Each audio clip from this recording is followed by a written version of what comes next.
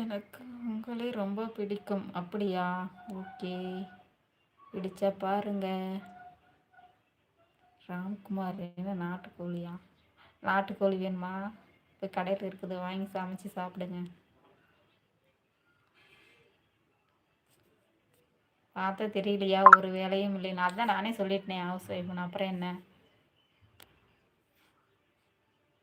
எந்த ஊர்? நாமக்கல்.